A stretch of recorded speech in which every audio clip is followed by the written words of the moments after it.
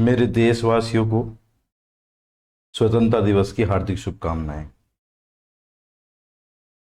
और मुझे उम्मीद है कि आप सभी लोग स्वतंत्रता दिवस को बहुत अच्छे से मना रहे होंगे, अपना दिन भी अच्छे से मनाएंगे। आपके दिन को बेहतर करने के लिए और आपकी तैयारियों को और बेहतर करने के लिए मैं स्वतंत्रता दिवस से संबंधित राष्ट्रीय ध्वज के महत्वपूर्ण प्रश्नों का संकलन लेकर आपके सामने आया हूँ। आप इस क्लास को एक बार देखिए और मुझे उम्मीद है कि आपके एग्जाम से रिलेटेड क्वेश्चंस इसके अंदर कवर होंगे। वीडियो को पूरा देखिए।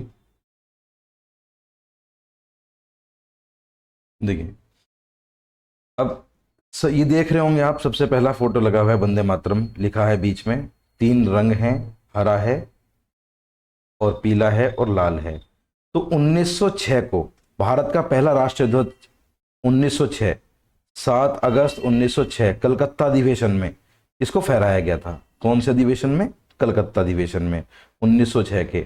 अब इसको फहराया कहाँ गया था? ग्रीन पार्क कलकत्ता के में फहराया गया था, या पारसी बागान स्क्वायर में कलकत्ता में फहराया गया था। इसके अंतर्गत तीन रंग हैं, हरा, पीला और लाल। इसमें 8, 1 2 3 4 5 6 7 8 8 कमल के फूल और नीचे चांद आधा और ये सूरज, ये दिखाया गया। और बीच में क्या लिखा है? वंदे मातरम। ये भारत का पहला राष्ट्रीय ध्वज के रूप में इसको सामने रखा गया था।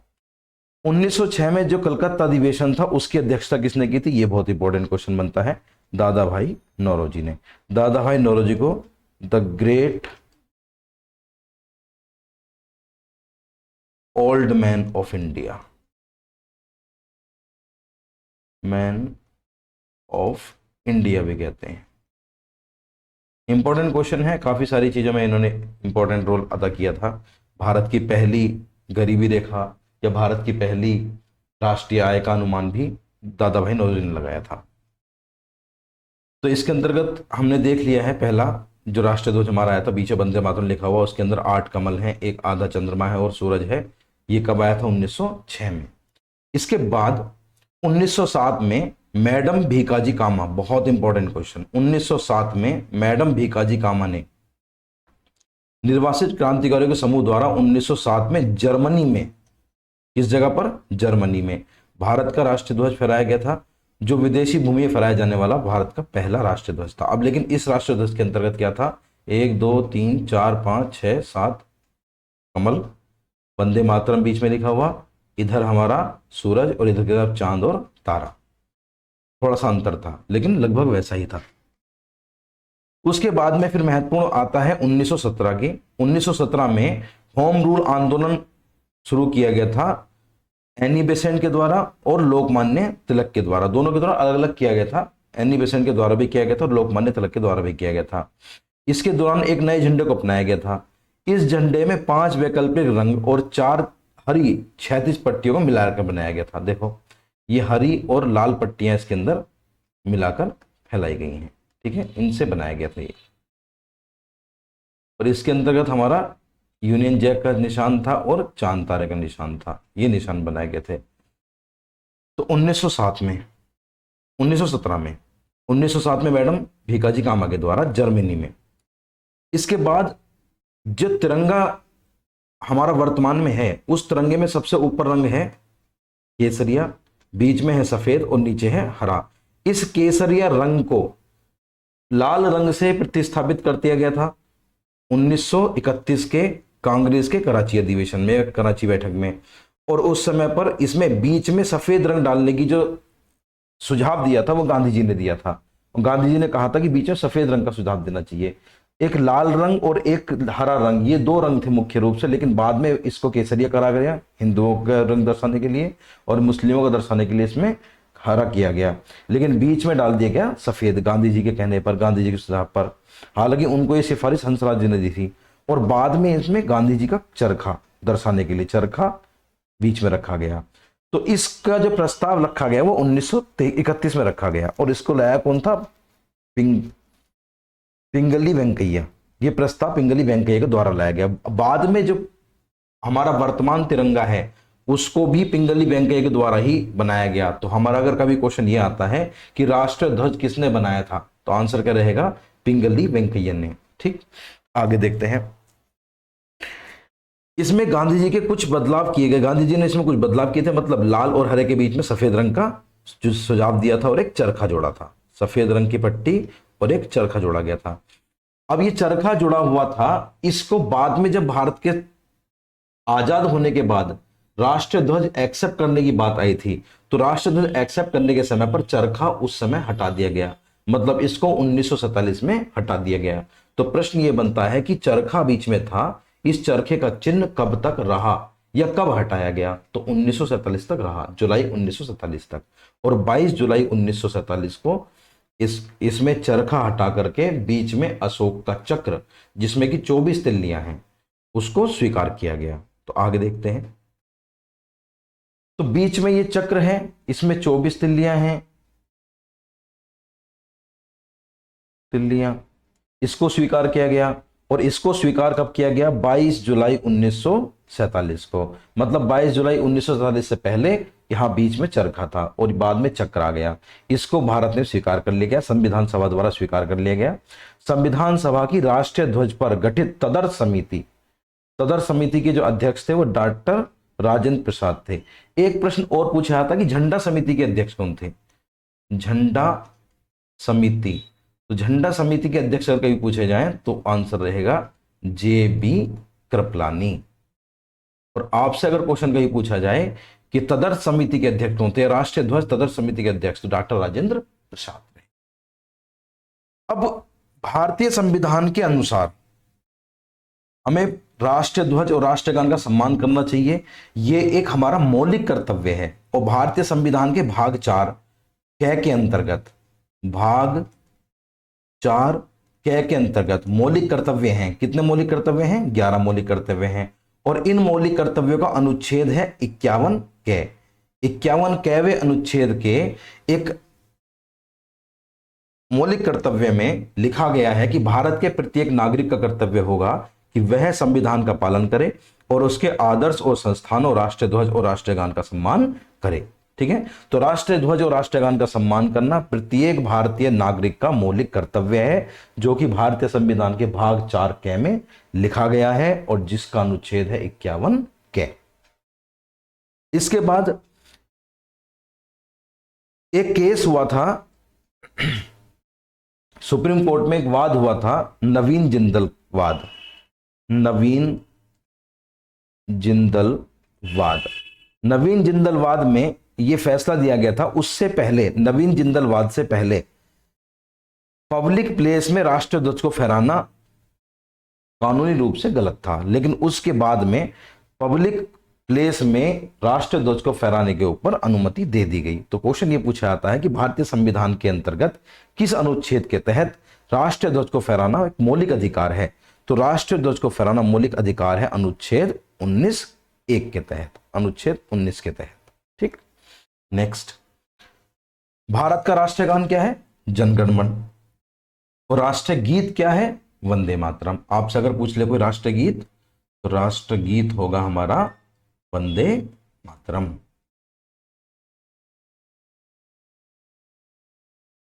रविन्द्रनाथ टैगोर ने जनगण मन गीत का केवल एक छंद को, जो पहला छंद था उनका जनगण मन, उसको ही राष्ट्रीय गीत के रूप में स्वीकार किया गया था, राष्ट्रगान के रूप में स्वीकार किया गया था। इसे पहली बार 27 दिसंबर 1911 को, बहुत इंपॉर्टेंट क्वेश्चन, 1911 को कलकत्ता अधिवेशन में गाया गया था। कहां? कलकत्ता अधिवेशन में, 1911 में कलकत्ता अधिवेशन में गाया गया था। जनगण मन को आधिकारिक तौर से संविधान के अंदर जो शामिल किया गया था वो किया गया था 24 जनवरी 1950 को। बहुत इंपॉर्टेंट, अगर हम ध्यान करें तो पीछे हमने पढ़ा है कि झंडे को स्वीकार किया गया था कब? 22 जुलाई 1947 को, और हमारा जनगण मन स्वीकार किया गया था कब? 24 जनवरी 1950 को। नेक्स्ट, राष्ट्रीय गान जो रविन्द्रनाथ टैगोर के द्वारा लिखा गया था, उस कविता का जो अनुवाद किया था वो किया था आबिद अली ने। तो आबिद अली द्वारा हिंदी अनुवाद किया गया था, ये ध्यान रखेंगे। और राष्ट्रीय गान को गाने का समय कितना है? 52 सेकेंड, 55 से हम सुनते और पढ़ते आ रहे हैं। आगे बढ़ते हैं। फिर आता है वंदे मातरम, जो कि हमारा राष्ट्रीय गीत है। एक है राष्ट्रगान जनगणमन, एक है राष्ट्रीय गीत वंदे मातरम। राष्ट्रीय गीत, इस गान को रविन्द्रनाथ टैगोर ने गाया था, लेकिन इसको लिखा किसके द्वारा गया था? बंकिम चंद्र चटर्जी के द्वारा 1874 में। और जो कि लिखा किस में गया था? एक उपन्यास है जिसका नाम है आनंद मठ, इस उपन्यास में लिखा गया था। वंदे मातरम पहली बार 1996 में कलकत्ता में, या कलकत्ता अधिवेशन में, तो दोनों ध्यान रखने हैं। एक जनगणमन वो हमारा गाया गया है 1911 में कलकत्ता अधिवेशन में, और हमारा वंदे मातरम 1896 में कलकत्ता अधिवेशन में। ठीक है, दोनों सन याद रखने हैं। जिस समय पर ये वंदे मातरम गाया गया था उस समय पर कांग्रेस के अध्यक्ष थे रहमतुल्लाह एम सयानी। बहुत इंपॉर्टेंट क्वेश्चन है, रहमतुल्लाह सयानी। एक क्वेश्चन आता है बहुत इंपॉर्टेंट कि सत्यमेव जयते का नारा कहां से लिया गया है? सत्यमेव जयते का नारा यह लिया गया है मुंडकोपनिषद से। और सत्यमेव जयते का नारा दिया किसने था? यह भी बहुत महत्वपूर्ण प्रश्न है। यह दिया था मदन मोहन मालवीय ने। बढ़ते हैं आगे। भारत के राज चिन्ह की बात करते हैं। आपने देखा होगा इस राज चिन्ह के ऊपर थोड़े समय पहले विवाद भी हुआ था कि जो नई संसद बनी है उसके ऊपर राज चिन्ह जब लगाया गया था तो शेर के मुंह को थोड़ा सा ज्यादा आक्रामक बनाया गया था। इसके ऊपर विपक्ष ने विवाद भी किया था कि शेर को ज्यादा आक्रामक किया गया है। हालांकि वो राजनीतिक विषय था, उस पर हमें चर्चा नहीं करनी है। तो हमें चर्चा करनी है भारत के राज चिन्ह पर। यह भारत का राज चिन्ह है जिसमें 4 शेर हैं, लेकिन एक बार में 3 शेर दिखाई देते हैं। तो आप देखेंगे 1 शेर, 2 शेर, 3 शेर दिखाई देते हैं। फिर नीचे आते हैं तो ये कमल के फूल की तरह से उल्टा है, ये कमल के फूल की तरह उल्टा है, इस तरह से, ऐसे ये कमल के फूल की तरह उल्टा है, खिले हुए फूल की तरह। इसमें देखेंगे तो हमें घोड़ा नजर आएगा, और हम देखेंगे तो यहां पर बैल नजर आएगा। एक फिर पलट के देखेंगे तो शेर नजर आएगा, और एक देखेंगे तो हाथी नजर आएगा। तो इसमें चारों तरफ बीच में चक्र है, और इसके चारों तरफ अगर हम देखेंगे तो 4 जानवर के निशान हैं। तो पढ़ते हैं इसके बारे में। नई संसद भवन के शीर्ष पर 6.5 मीटर ऊंचाई का राष्ट्र प्रतीक चिन्ह लगाया गया है।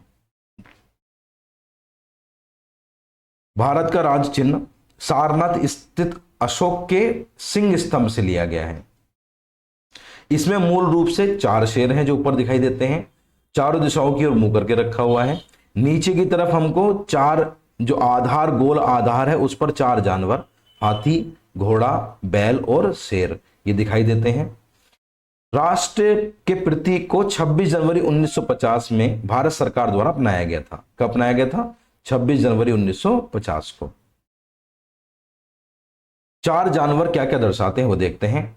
दौड़ता हुआ जो घोड़ा है, ये घोड़ा दर्शाता है पश्चिम दिशा की ओर दौड़ते हुए दर्शाता है, और यह कहा जाता है कि बुद्ध ने अपने राजसी जीवन को छोड़ने के लिए इसका इस्तेमाल किया था। ठीक है, फिर हाथी की बात करते हैं। हाथी पूर्व की ओर दर्शाता है, हाथी पूर्व की ओर जाते हुए दर्शाता है, और हाथी जो माना जाता है कि हाथी रानी माया के सपनों को दर्शाता है, जहां एक सफेद हाथी उनके घर में प्रवेश कर रहा है। नेक्स्ट, बैल जो दर्शाता है वो दक्षिण में जाते हुए दर्शाता है, और दक्षिण में बैल वृषभ राशि चक्र के संकेत को दर्शाता है जिस महीने बुद्ध का जन्म हुआ था। ये चारों प्रतीक चिन्ह भगवान बुद्ध से संबंधित हैं। अगला, शेर जो दर्शाता है वो उत्तर में दर्शाता है, और शेर क्या दर्शाता है? ज्ञान की प्राप्ति को दर्शाता है। बहुत इंपॉर्टेंट, ये चारों ही महत्वपूर्ण हैं। तो घोड़ा किसको दर्शाता है? राजसी जीवन को छोड़ने के लिए। हाथी किसको दर्शाता है? स्वप्न में आया और गर्भ में प्रवेश के लिए। बैल किसको दर्शाता है? बुद्ध के जन्म के लिए, वृषभ राशि चक्र के बुद्ध के जन्म के लिए, मतलब बैल मतलब वृषभ राशि चक्र के लिए। और शेर किसको दर्शाता है? ज्ञान की प्राप्ति के लिए, उत्तर में। ठीक, नेक्स्ट। अब इसी से संबंधित जो महत्वपूर्ण प्रश्न है जो हमने पढ़ा है उनको देख लेते हैं। एक कथन है कि एक ध्वज या झंडा ना सिर्फ हमारी स्वतंत्रता बल्कि सभी भारतीय लोगों की या सभी लोगों की स्वतंत्रता का प्रतीक है। ये किसने कहा था? तो ये कहा था जवाहरलाल नेहरू ने। अगला प्रश्न, भारत के वर्तमान राष्ट्रीय ध्वज का डिजाइन किसने तैयार किया था? हमने अभी पढ़ा था, पिंगली वेंकैया। बहुत इंपॉर्टेंट प्रश्न। भारत के तिरंगे झंडे में चरखे की जगह चक्र कब अस्तित्व में आया? मैंने बताया था 1947 से पहले चरखा था, उसके बाद में कब आया? क्या आया? चक्र, और 22 जुलाई 1947। नेक्स्ट, भारत के तिरंगे झंडे के बारे में कौन सा कथन सही नहीं है? तो देखेंगे पहला ही, लंबाई और चौड़ाई का अनुपात 2:3 नहीं है। 3:2 का अनुपात है, ये ध्यान रखेंगे। इसलिए हमारा आंसर क्या हो जाएगा? ए। बाकी सब सही है, ऑप्शन नंबर ए गलत है, तो ये हमारा आंसर हो जाएगा ए। निम्न में से कौन सा कार्य करना अपराध की श्रेणी में आता है? झंडे को घुटने से नीचे कपड़ों के रूप में पहनना, जी बिल्कुल आता है। प्लास्टिक का झंडा फहराना, ये भी आता है।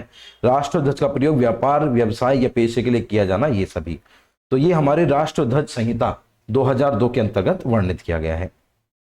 नेक्स्ट, राष्ट्रध्वज फहराते समय सबसे ऊपर कौन सा रंग होता है? तो केसरिया होता है। ये बहुत लोग गलती करते हैं फहराने में, इसलिए ये ध्यान रखना है।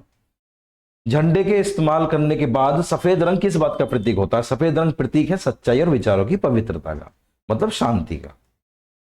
ये भी कह सकते हैं कि शांति का प्रतीक है, सच्चाई और विचारों की पवित्रता का प्रतीक है।